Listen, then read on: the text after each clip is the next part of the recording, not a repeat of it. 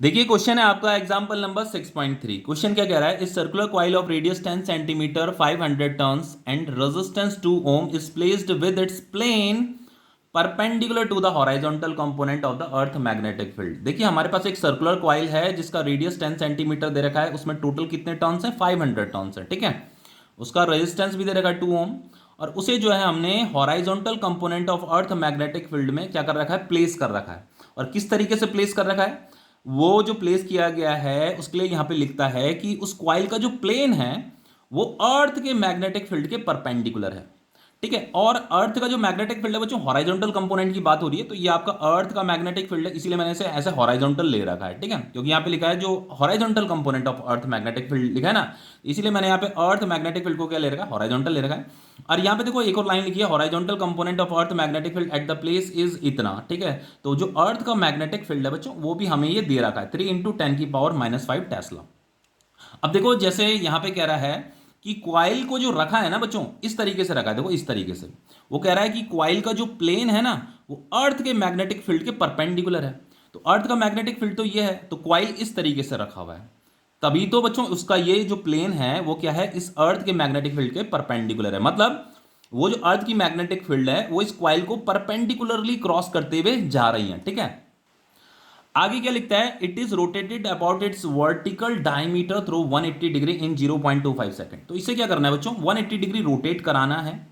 और वो जो रोटेट हो रहा है मतलब अबाउट इट्स वर्टिकल डायमीटर के अबाउट रोटेट हो रहा है। जैसे मान लो ये आपका क्वाइल है, ठीक है। अब क्वाइल का जो वर्टिकल डायमीटर है वो ये है, ठीक है।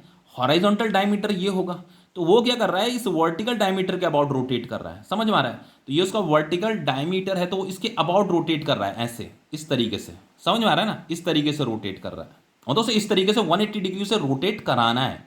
तो जब देखो इनिशियली तो वो ऐसे था, तो उसका एरिया वेक्टर ये रहा होगा, उसका एरिया वेक्टर ये रहा होगा। अब अगर वो 180 डिग्री रोटेट कराया जाता है उसे ऐसे ऐसे ऐसे, ये 180 डिग्री रोटेट कर रहा है, तो उसका जो एरिया वेक्टर है वो भी तो 180 डिग्री रोटेट करेगा, समझ में आ रहा है ना, ठीक है। तो देखो इस क्वेश्चन को करते हैं, यहाँ पे वो कह रहा है estimate the magnitude of the EMF. तो अगर रोटेट करेगा, जब उसे रोटेट कराएंगे तो बच्चों उसका उसमें ईएमएफ इंड्यूस होगा, तो इसलिए हमें ईएमएफ भी कैलकुलेट करना है और इंड्यूस्ड करंट भी हमें यहाँ पे कैलकुलेट करना है। एक चीज बताता हूँ बच्चों, एक्चुअल में इसे ना रोटेट कराया जा रहा है, ये खुद रोटेट नहीं कर रहा है, पहली बात बोल देता हूं। देखो इट इज रोटेटेड लिखा हुआ है, ये खुद रोटेट नहीं कर रहा है। अगर आप किसी कॉइल को इस तरीके से रख देते हो तो आप देखो ना, इससे ये मैग्नेटिक फील्ड लाइंस जा रही हैं, तो मैग्नेटिक फ्लक्स चेंज तोड़ना हो रहा है, तो ये खुद रोटेट नहीं करेगा। एक्चुअल में इसे रोटेट कराया जा रहा है हमारे द्वारा। मान लो हमने इसे ऐसे रोटेट करा दिया, तो जब हम इसे रोटेट कराएंगे तो मैग्नेटिक फ्लक्स चेंज होगा, मैग्नेटिक फ्लक्स चेंज होने से इसमें ईएमएफ इंड्यूस हो रहा है। तो सबसे पहली बात देखो बच्चों, इसमें जो रेडियस दे रखा है क्वाइल का वो 10 सेंटीमीटर दे रखा है, तो इसे मीटर में कन्वर्ट कर लेते हैं। 10 डिवाइडेड बाय 100 ये आपका मीटर हो जाएगा। तो फाइनली ये 1/10 को हम लिख सकते हैं 10⁻⁻1 मीटर, ये आपका रेडियस है, ठीक है। और इसमें जो नंबर ऑफ टर्न्स दे रखे हैं वो कितने दे रखे हैं आपके, वो है आपके 500 टर्न, ओके। रेडियस भी आपका गिवन है, रेडियस दे रखा है आपका 2 ओम, ठीक है।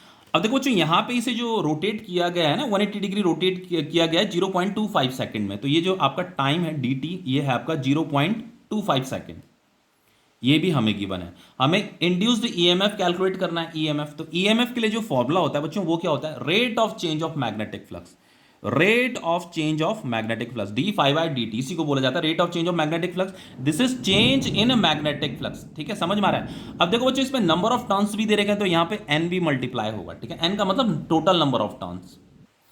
अब देखिए ये जो चेंज इन मैग्नेटिक फ्लक्स है इसे कैसे कैलकुलेट करेंगे, सबसे पहले यहाँ पे मॉडुलस जरूर लगा देना, ठीक है। समटाइम्स ये होता है कि जब भी हम चेंज इन मैग्नेटिक फ्लक्स निकालते हैं तो वो नेगेटिव आ जाता है, तो इसलिए उस नेगेटिव साइन को हटाने के लिए हम यहाँ पे मॉडुलस लगाते हैं, ठीक है। तो देखो ये चेंज इन मैग्नेटिक फ्लक्स को हम ऐसे निकालेंगे, फाइनल मैग्नेटिक फ्लक्स, ये आपका फाइनल मैग्नेटिक फ्लक्स है, minus initial magnetic flux, initial magnetic flux divided by dt।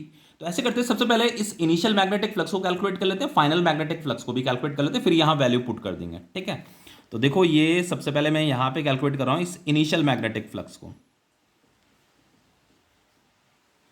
तो देखो मैग्नेटिक फ्लक्स का फॉर्मूला क्या होता है आपका, बी ए कॉस थीटा, इतना तो आपको पता ही होगा। अब देखिए बच्चों इनिशियली जो आपका क्वाइल था इस तरीके से रखा हुआ था, और उसका जो एरिया वेक्टर था ये था, और मैग्नेटिक फील्ड की डायरेक्शन भी इसी तरफ थी, तो दोनों का एरिया वेक्टर और मैग्नेटिक फील्ड दोनों सेम डायरेक्शन में, तो थीटा क्या हो जाएगा आपका 0 डिग्री हो जाएगा। ठीक है, तो फाइनली हम इसे लिख सकते हैं बी ए कॉस 0 डिग्री। तो कॉस 0 डिग्री की वैल्यू कितनी होती है, 1 होती है, तो ये हो जाएगा आपका बी इंटू ए। तो ये जो फाइनल इनिशियल जो आपका मैग्नेटिक फ्लक्स है वो कितना है, बी इंटू ए।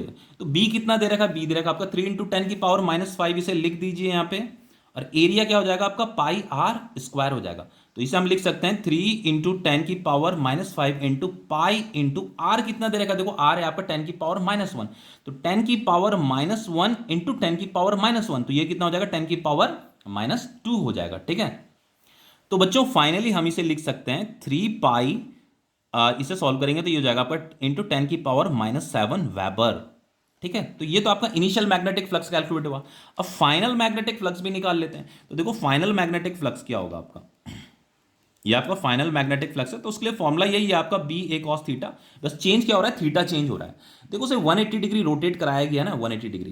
तो देखो उसका एरिया वेक्टर इनिशियली तो ऐसा था, अब उसे ऐसे रोटेट कराया तो रोटेट कर करके ऐसे 180 डिग्री आ गई, तो अब उसका एरिया वेक्टर इधर है और मैग्नेटिक फील्ड इधर है। तो मैग्नेटिक फील्ड इधर है, एरिया वेक्टर इधर है, तो थीटा क्या है 180 डिग्री है। ठीक है, तो ये हो गया आपका बी ए कॉस 180 डिग्री। तो कॉस 180 डिग्री क्या होता है, -1 होता है, तो ये माइनस बी इंटू ए हो जाएगा। तो देखो ये तो b इंटू ए था, ये नेगेटिव b इंटू ए आ रहा है। तो फाइनली यहाँ पे जब आज से सॉल्व करोगे ना तो नेगेटिव आएगी वैल्यू, माइनस ये 3 पाई इंटू 10⁻⁻7 ये वेबर। ठीक है, अब क्या करना है, इन वैल्यूज को बस यहीं तो पुट करना है इस फॉर्मूले में, बाकी कुछ नहीं करना है। तो E इज इक्वल टू बच्चों n कितना दे रखा था, नंबर ऑफ टर्न्स, ये तो 500 है, तो यहाँ 500 लिख दीजिए, ये मॉडुलस का साइन बना दीजिए। तो ये फाइनल मैग्नेटिक फ्लक्स कितना था, ये नेगेटिव था, तो ये नेगेटिव आएगा 3 पाई इंटू 10⁻⁻7, और फिर ये माइनस साइन भी आएगा यहाँ पे।